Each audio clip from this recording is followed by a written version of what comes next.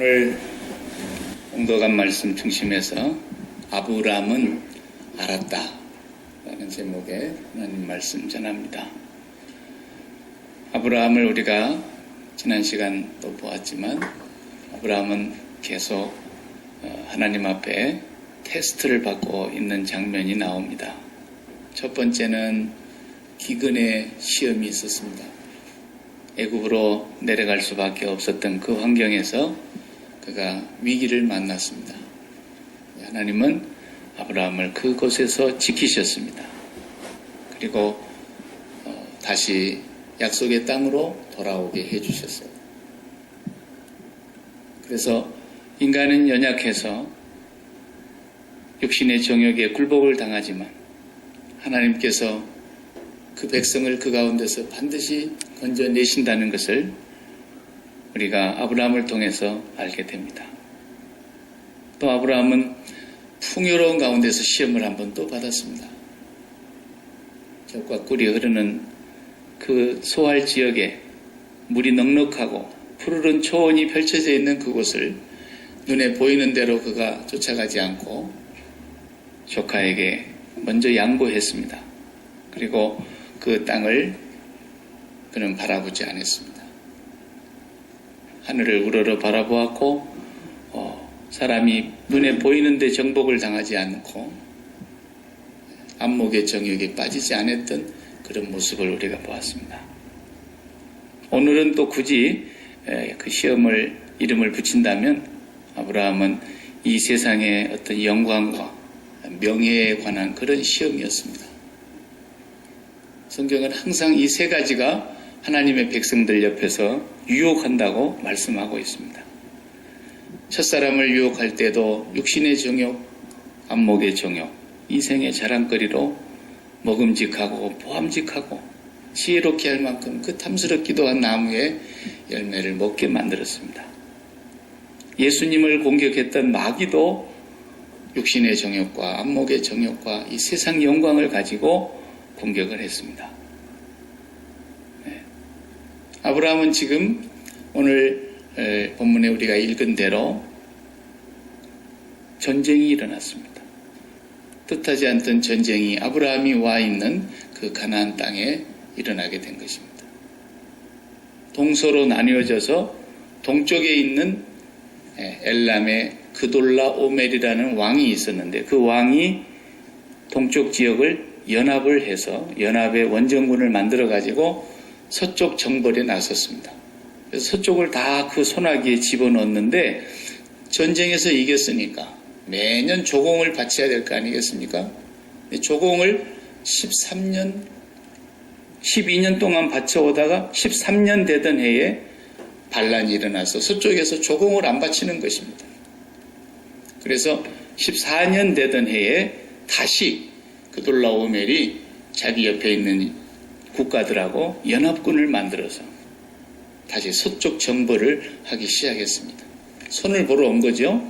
서쪽에는 5 왕이지만 동쪽에서 오는 4 왕을 막을 길이 없었습니다.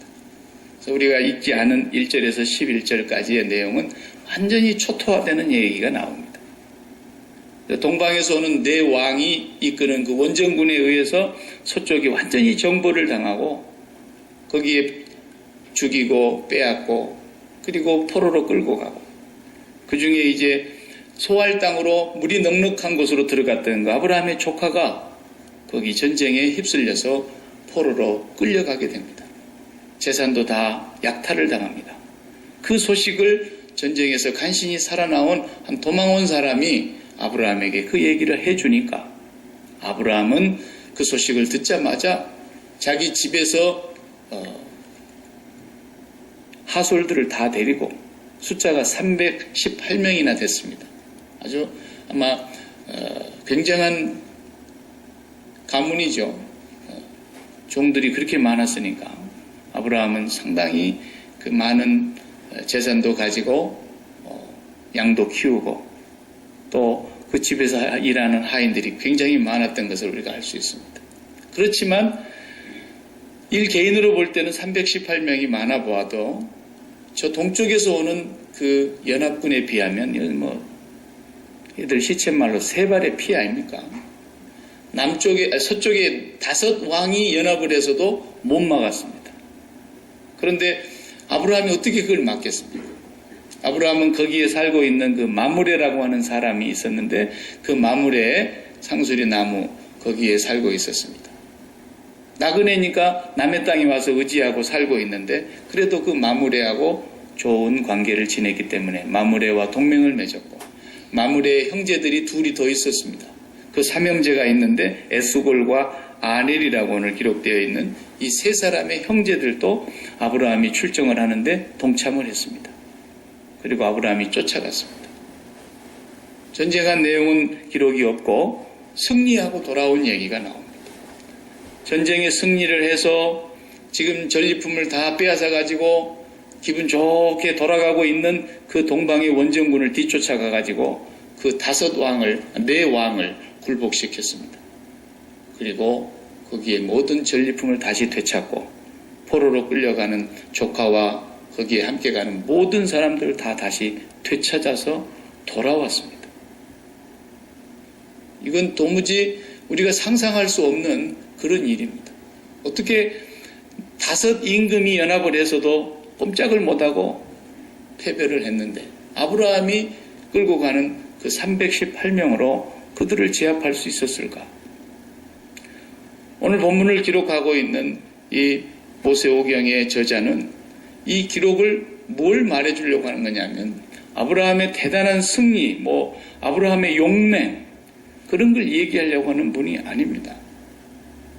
오늘 본문을 기록하고 있는 내용 속에 중요한 복음의 요소를 소개하고 있는 내용입니다.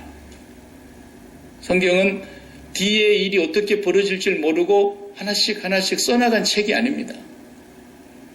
이미 하나님께서는 계시록을 다 준비해 놓으시고 영원한 하나님의 나라가 다시 펼쳐질 것을 다 계획해 놓으시고 하나님의 역사를 이끌어 가시는 분이었습니다. 그러니까 아브라함의 이 사건을 통해서 이미 모든 복음의 내용을 보여주고 있는 기록입니다. 단순히 전쟁 얘기를 쓰려고 하는 내용이 아니고 아브라함의 이 전쟁은 영적으로 중요한 의미를 갖는 전쟁이라는 것을 말해주고 있는 그런 본문입니다. 그래서 여기에 우리가 아주 뜬금없는 인물이 등장을 합니다. 처음도 없고 나중도 없고 시작도 없고 끝도 없고 족보도 없고 아비도 없고 어미도 없다 그랬습니다. 그런 멜키세덱이라고 하는 제사장, 하나님의 영원한 제사장 한 분이 등장을 합니다. 하나님이 세우신 제사장이 등장을 하는 거예요.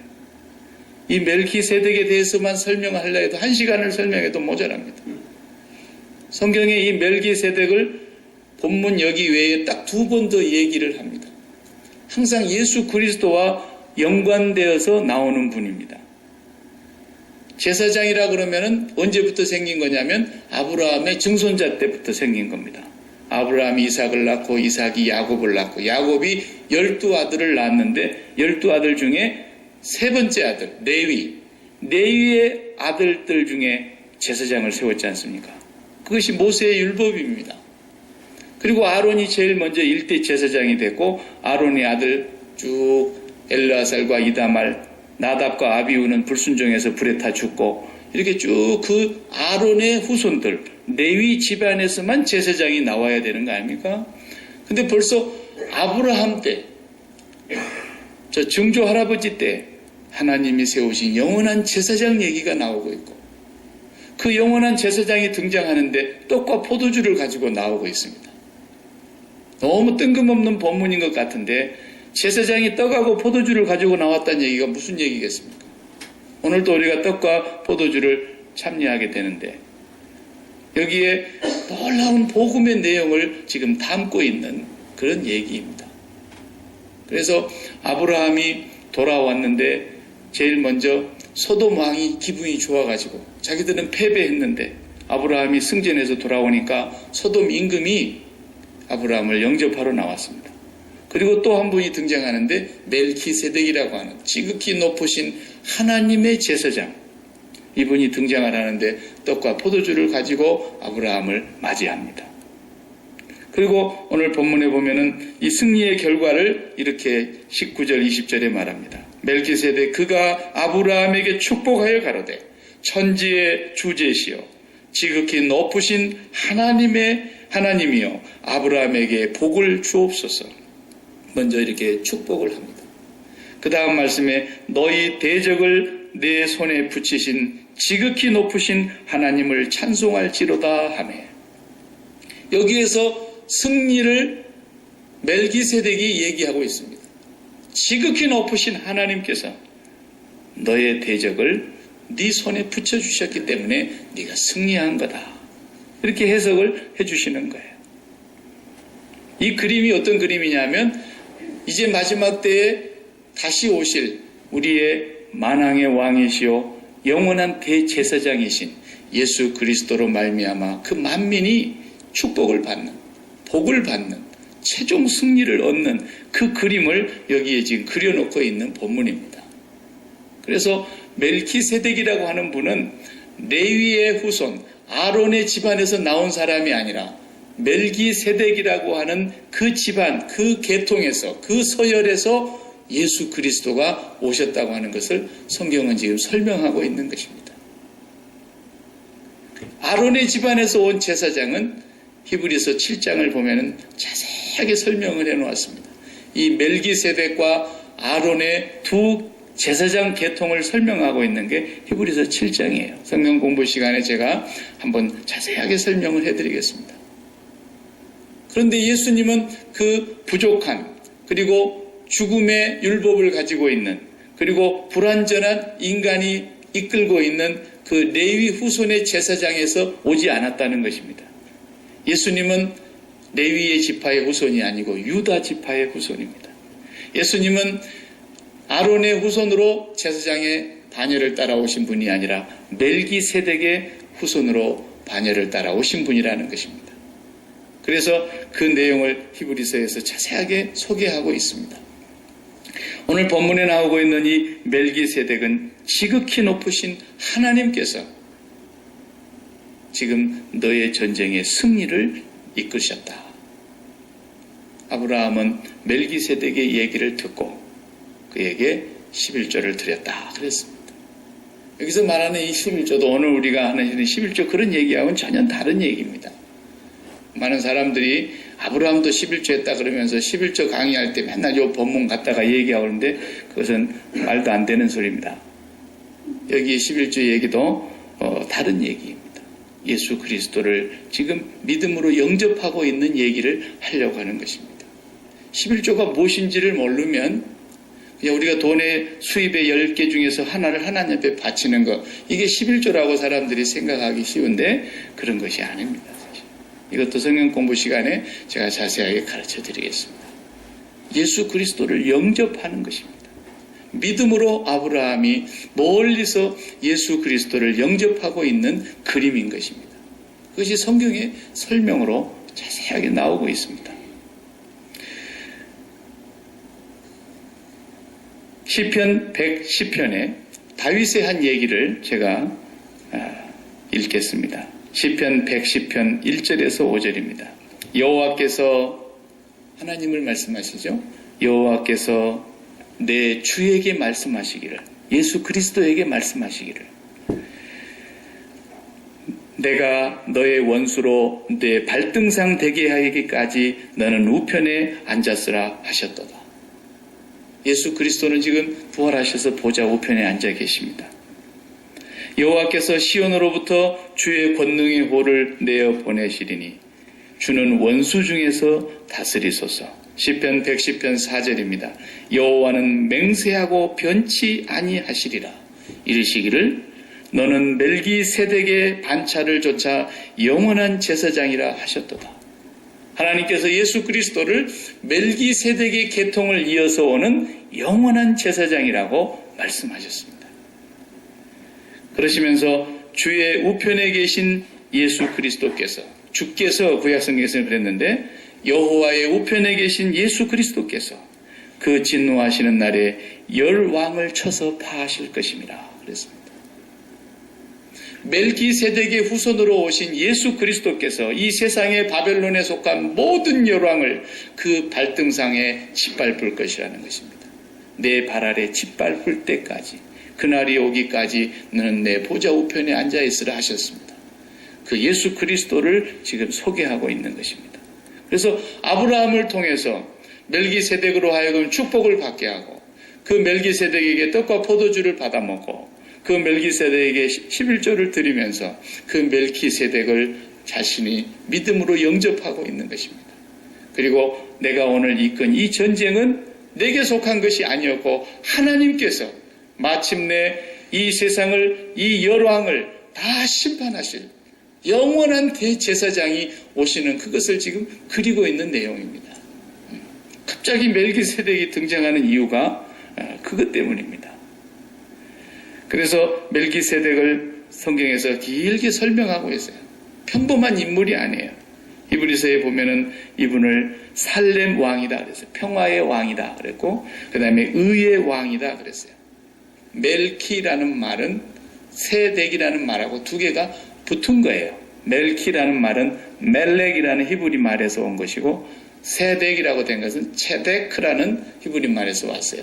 멜렉은 왕이라는 뜻이고, 체데크라는 건 righteousness, 의로운 말.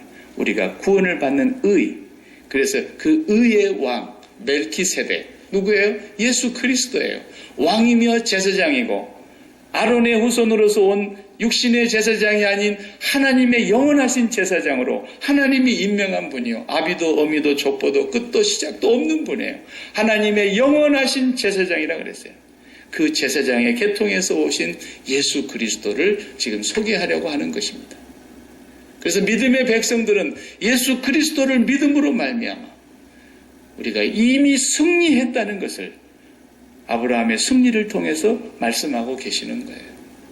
우리는 예수 그리스도를 통해서 승리를 보장을 받은 사람이에요. 얼마 전에 우리 대한민국의 고국의 그 축구 대표팀이 이제 월드컵 가기 전에 뭐 연습을 한번 해본다 그래가지고 그냥 졌다 그러죠? 졌다 그래서 나는 속상하니까 안 봤어요. 그 사람들이 나가서 졌는데 왜 대한민국 사람들이 다 힘이 빠져가지고 아이고 축구팀 안 되겠어 막 이렇게 낙심을 한단 말이죠.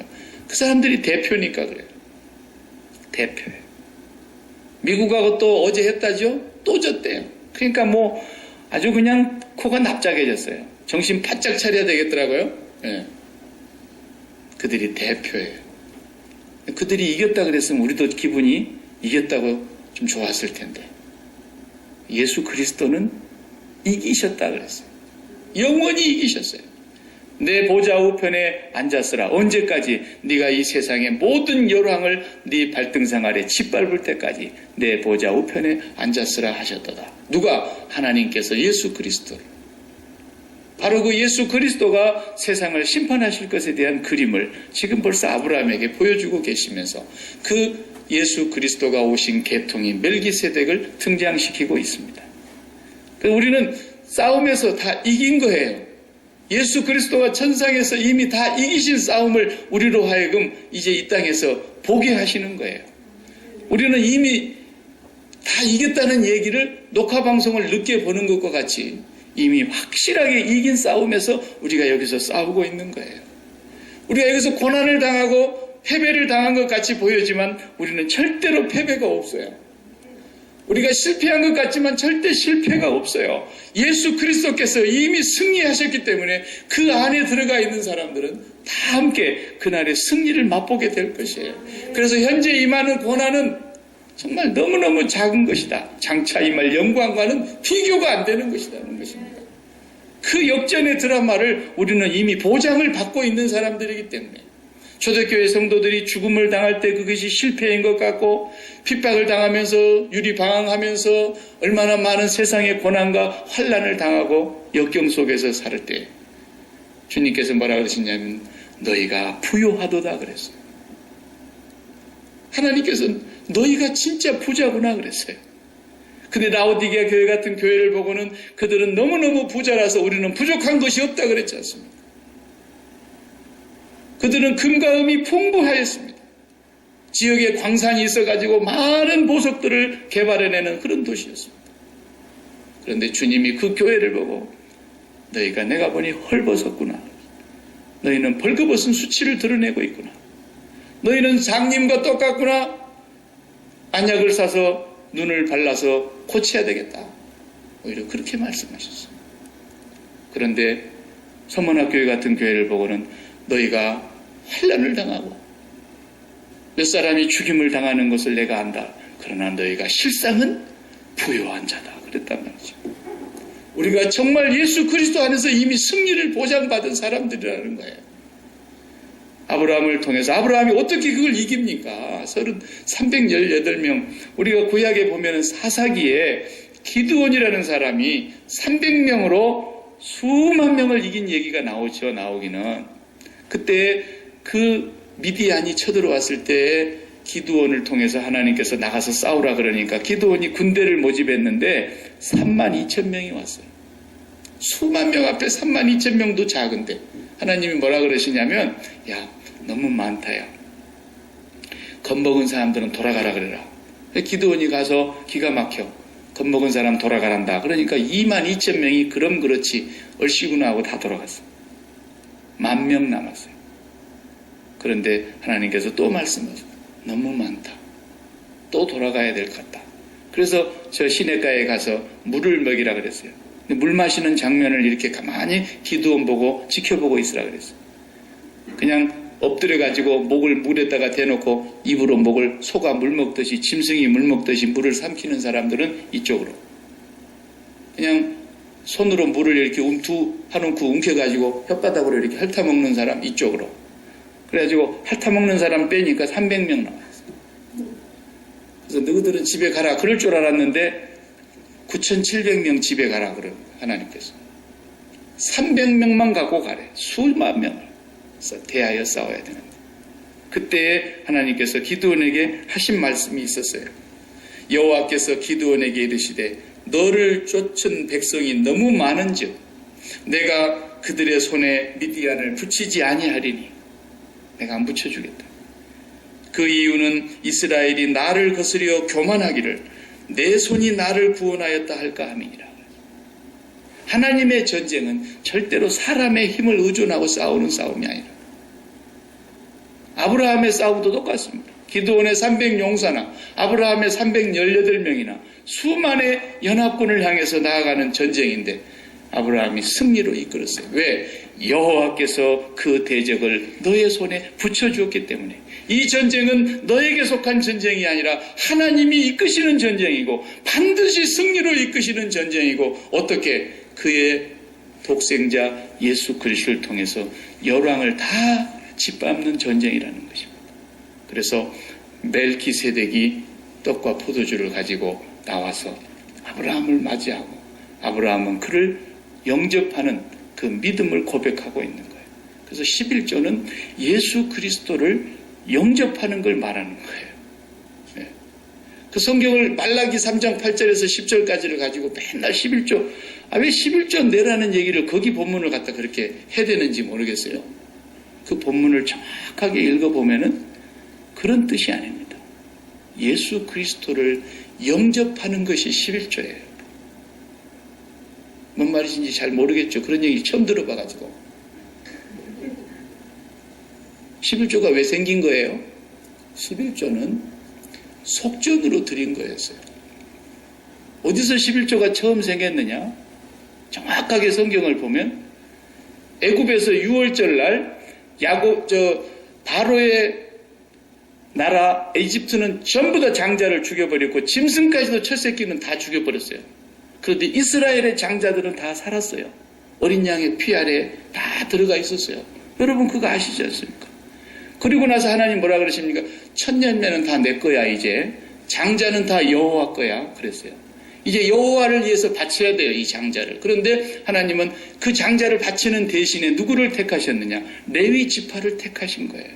그래서 레위 지파의 사람들이 여호와의 전에서 봉사케 하고 레위의 모든 후손들이 이스라엘 모든 장자들을 대신해서 일을 하게 된 거예요.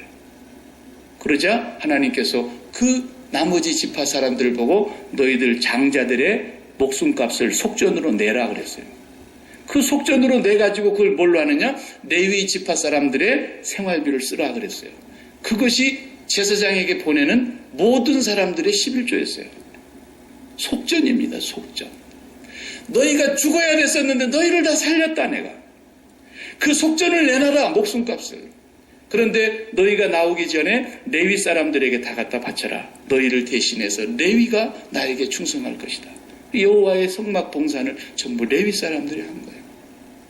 죽을 사람을 살린 속전이 뭐예요? 우리의 속전을 누가 지불하신 거예요? 우리가 영원히 죽어야 될 하나님 앞에 죄인들이지만 우리의 속전으로 예수 그리스도를 바쳤다고 신약 성경에서 말하고 있지 않습니까? 예수 그리스도가 우리의 속전이에요. 예수 그리스도가 우리가 드리는 하나님 앞에 바치는 11조라고요. 예수 그리스도를 믿음으로 영접한 나를 나의 집에 양식이 있게 하고 하나님의 성소에 양식이 있는 건 뭐예요? 하나님의 이 몸의 성전에 예수 그리스도를 영접하는 것이 11조란 말이에요. 그 예수 그리스도를 가진 사람들, 우리 전부가 하나님의 것이라는 걸 말하는 것이 11조예요. 무슨 10개 중에 하나를 내는 게 11조인 게 아니거든요. 그건 율법이에요. 그건 벌써 없어진 거예요. 아이고 이제 내일부터 11조 낸 사람 없겠네. 11조는 다른 데 근거가 있는 거예요. 그게 11조 근거가 아니에요. 구약을 완성하신 예수 그리스도. 예수 그리스도를 우리가 믿음으로 영접하는 바로 그 자리가 우리의 속전으로 하나님 앞에 대신 죽어주시고 속전으로 하나님 앞에 바침받으신 예수 그리스도를 믿음으로 영접하는 것이 우리가 하나님의 소유입니다. 우리가 하나님의 것입니다. 이게 11조라고요. 여러분들이 예수 그리스도를 바르게 믿으면 여러분들이 11조하고 있는 거예요. 지금. 여러분의 인생이 정말 하나님의 소유고 여러분의 모든 것이 하나님의 손에 있으며 천지의 주제가 되신 아브라함의 하나님의 승리가 나의 승리란 말이에요. 아브라함은 그걸 알았던 거예요. 멜기세덱을 통해서 떡과 포도주를 받으면서 그는 하나님의 영원한 제사장 앞에서 믿음을 표현한 거예요. 그 멜기세덱을 영접해 드린 거예요. 오늘 우리 아브라함의 모든 후손들이 예수 그리스도를 받아들이고 하늘의 별과 같이 바다의 모래알같이 하나님의 소유된 백성들이 그렇게 많아질 것을 그리고 있는 그림이라고요. 그리고 아브라함은 알았던 거예요. 반드시 하나님의 백성은 승리하는구나. 자기가 승리한 게 아니란 말이에요. 하나님께서 그 대적의 손을 우리에게 발등상 아래 짓밟게 하시는구나. 우리가 세상을 나중에 짓밟을 사람들이에요. 우리는 예수 그리스도와 함께 이미 하늘에 앉은 자라 그랬어요. 우리는 이미 승리를 맛본 사람들이고 승리를 보장받은 사람들이고 우리는 하나님의 나라의 그 잔치에서 주님이 말씀하셨어요. 그 나라와 그 땅에서 새 것으로 내가 너희와 함께 다시 마시는 그날까지 교회와 함께 있겠다는 거예요. 우리는 그렇게 승리를 보장받은 사람들이에요. 그 예수 그리스도를 믿음으로 살아가는 사람들. 영원한 승리가 보장되어 있고 우리는 이 세상에 속한 것들로 살지 않는다. 아브라함이 얼마나 여기 멋있습니까? 소돔왕이 염치가 없으니까 그저 가지고 온 것 중에서 사람들은 다시 우리 백성이니까 돌려보내주시고 롯도 이렇게 돌려보내주시고 전리품은 다 가져가세요. 그랬어요. 그러니까 아브라함이 뭐라 그래요? 오늘 본문에 내가 아브라함을 부자되게 해줬다 하는 말을 듣느니 내가 시로라기 하나도 내 신발끈 하나도 내가 챙기지 않겠습니다.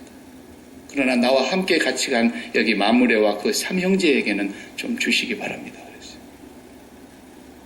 하나님의 백성은 이 세상의 영광으로 살아가는 사람이 아니에요. 하나님의 백성은 하나님이 주시는 것으로 살아가는 거예요. 하나님만 있으면 우리는 승리하는 거예요. 하나님만 있으면 모든 것이 거기서 다 풀려져 나간다는 거예요. 내가 내 인생을 풀어나가는 것이 아니에요. 하나님이 풀어주셔야 된다는 거예요. 이걸 아브라함은 분명히 알고 산 사람이에요. 애굽에 내려갔다가 아내를 잃을 뻔했는데 거기서 건져주신 하나님. 그리고 내가 그 풍부한 앞에서도 그것을 바라보지 아니하고 약속을 믿고 베델과 아이 사이에서 하나님의 이름을 부르며 단을 쌓았던 아브라함. 그는 하나님을 알았어요. 하나님의 백성은 반드시 승리한다는 걸 알았어요. 우리가 조금 어렵다고 해서 실패한 게 아니에요. 우리가 이 세상에서 좀 가난하게 산다고 우리가 실패자가 아니에요. 우리는 영원히 승리한 사람이에요. 그것을 보장받으면서 오늘 또 우리가 이 떡과 잔을 받는 거예요. 아브라함이 멜기세덱에서 이것을 받으면서 그를 영접했던 것처럼 우리가 예수 그리스도의 피와 떡과 살을 그리고 그의 피를 먹고 마시면서 예수 그리스도를 다시 우리가 붙잡고 예수 그리스도 안에서 이 세상을 짓밟는 날, 하나님께서 세상의 열왕을, 이 세상의 바벨론을 완전히 그 발등상으로 만들어버리는 그날까지 우리는 이 땅에서 하나님의 소유가 되어서 하나님의 11조가 되어서 하나님의 것이 되어서 예수 그리스도와 함께 살다가 예수 그리스도께서 새하늘에서 나는 그것으로 다시 마시는 그 잔치 자리에 우리를 앉히겠다는 거예요. 그때 함께 먹자고 약속하셨어요. 그날이 올 때까지는 내가 다시 마시지 아니하리라 그랬어요. 그러면 우리가 이것을 먹고 마실 때마다 주님의 그 승리를 맛보고 그걸 고백하고 살아가는 사람들이라는 거예요. 기도하십시다.